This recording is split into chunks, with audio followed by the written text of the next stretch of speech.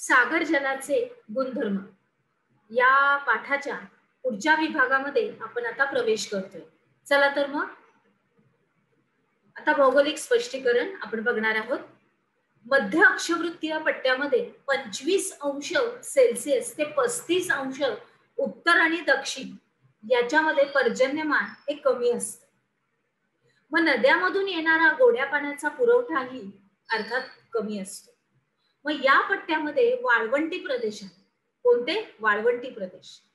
त्याच्यामुळं तेथील सागर जलेच्या क्षारतेमध्ये वाढ झालेली आपल्याला आढळते. मग त्याच्यामध्ये समशीतोष्ण कटिबंधामध्ये सूर्यकिरण ही तिरपी पडत असल्यानं तापमान हे कमी असतं.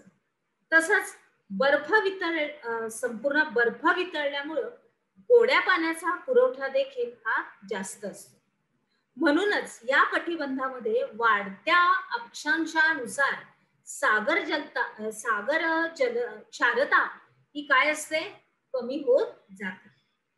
परत एकदा सांगते, म्हणून या कटिबंधामध्ये वाढत्या अक्षांशानुसार सागर जलक्षारता ही कमी कमी कमी होत जाते. बरोबर. मग ध्रुवाकडे तापमान खूप कमी असतं आणि ध्रुवीय प्रदेशामध्ये बाष्पीभवनाचा वेग सुद्धा जास्त असतो. कसा असतो? वेगही कमी असतो. परत आपण मुद्दा आपला स्पष्ट करूया. ध्रुवाकडे तापमान हे खूप कमी असतं आणि ध्रुवीय प्रदेशात बाष्पीभवनाचा वेग सुद्धा कमी असतो. त्याच्यामुळं सागर जलाची क्षारता ही कमी असते. मग भूवेष्टित समुद्राची क्षारता ही जास्त असते. तर खुल्या समुद्राची क्षारता त्या मानाने आपल्याला कमी आढळते. कारण काय? तर भूवेष्टित समुद्रामध्ये बाष्पीभवनाचा वेग हा जास्त असतो. काय असतो? बाष्पीभवनाचा वेग जास्त असतो. मग पुढे बघूया की मोठ्या नद्यांकडून होणाऱ्या पाणी पुरवठ्याचा अभाव सुद्धा असतो. मग त्याच्यामुळेच भूवेष्टित समुद्र आणि खुल्या समुद्रातील क्षारतेमध्ये भिन्नता ही आढळते. उदाहरणार्थ, भूमध्य समुद्राची सरासरी क्षारता ही सुमारे 39% आहे. तर महासागरांपैकी क्षारतेचं प्रमाण हे जास्त असलेल्या अटलांटिक महासागराची सरासरी क्षारता सुमारे 35% इतकी आहे. किती? 35% इतकी आहे. मग आता घनता. जर सागरी जलाचं तापमान आणि क्षारता हे दोन गुणधर्म आपण सागरी जलाची घनता हे काय करतात? नियंत्रित करतात. म्हणजेच काय? तर तापमान कमी होतं की पाण्याची घनता वाढते आणि थंड पाण्याची घनता ही जास्त असते. तसेच अधिक क्षारता असणाऱ्या पाण्याची घनता सुद्धा जास्त असते. मग क्षारतेपेक्षा तापमान हा गुणधर्म घनतेवर अधिक असा परिणाम करतो. कशावर? घनतेवर अधिक परिणाम करतो. मग त्याच्यामुळे काय होतं? तर काही वेळा क्षारता असलेल्या पाण्याच्या थराचं तापमान हे कमी असलं तरी त्या जलाची घनता ही इतर जलाच्या घनतेपेक्षा जास्त असते. किती असते?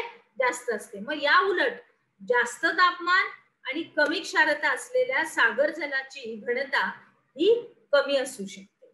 बरोबर. पुढे बघूया. आकृती क्रमांक 6.10 निरीक्षण करायचंय आणि खालील प्रश्नांची उत्तरं द्यायची. आकृती तुम्ही बघू शकता. आपल्या उपक्रमामध्ये पण आहे, पाठ्यपुस्तकामध्ये पण आहे. प्रश्न असे आहेत. वाढत्या खोलीबरोबर तापमान, क्षारता आणि घनता यापैकी काय कमी होतं? किती खोलीनंतर या घटकातील बदल शून्यवत होतो आणि किती खोलीपर्यंत या घटकातील बदलांचं प्रमाण हे जास्त असतं? आणि या तिन्ही घटकांमधील सहसंबंध स्पष्ट करा. पुढे जाऊया. भौगोलिक स्पष्टीकरण. तर मग आता आकृती क्रमांक 6.10 बघायची आणि मग आता आपलं त्याचं स्पष्टीकरण सुद्धा आहे की याच्यातील क्षारता, तापमान आणि घनता यांचं सरासरी प्रमाण हे सागर जलाच्या खोली संदर्भात आलेखात दिलेलं आहे.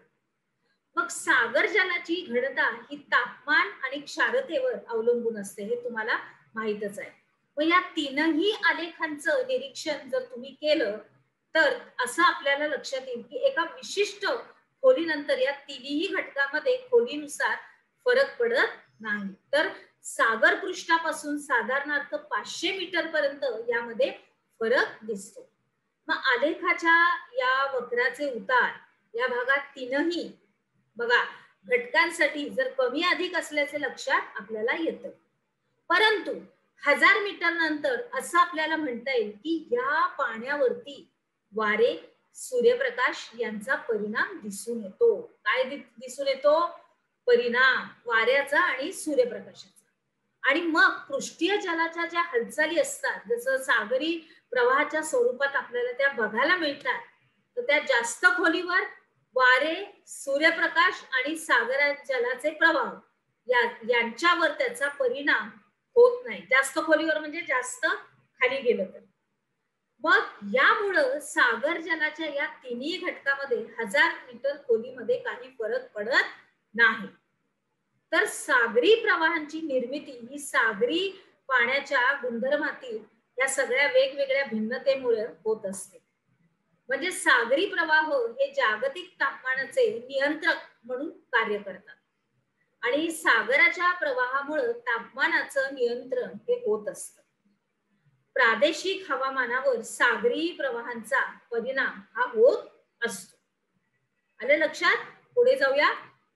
आता आपण बघणार आहोत मृत समुद्र.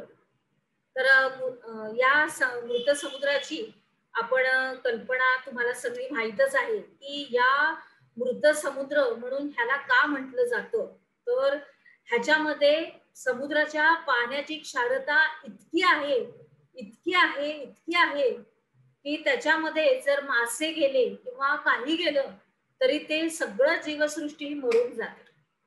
त्याच्यामुळे इथे सागरी जलाच्या एक प्रकारचं या समुद्रात क्षारस्तंभ तयार झालेला आहे आणि त्याच्यामुळं ह्याच्यामध्ये ह्याला नावच दिलं गेलेलं आहे की मृत समुद्र. आणि आपण जरी चुकून त्याच्यामध्ये उतरलं गेलो तरी आपल्याला बुडण्याची भीती नाही, कारण आपण त्या क्षारतेच्या घनतेमुळं तरंगायला लागतो. म्हणूनच या समुद्रामध्ये कोणी जात नाही. तरी पण आपली ही उपक्रमामध्ये फीट ठेवलेली आहे का, तर तुम्ही हे वाचायचं आहे. बरोबर? चला तर पुढे जाऊया. आपण काय शिकलो त्याच्यामध्ये बाल्टिक या भूवेष्टित समुद्राची क्षारता ही कमी आढळते. तांबड्या समुद्राच्या दक्षिणेस कमी तर उत्तरेस जास्त क्षारता आपल्याला आढळते.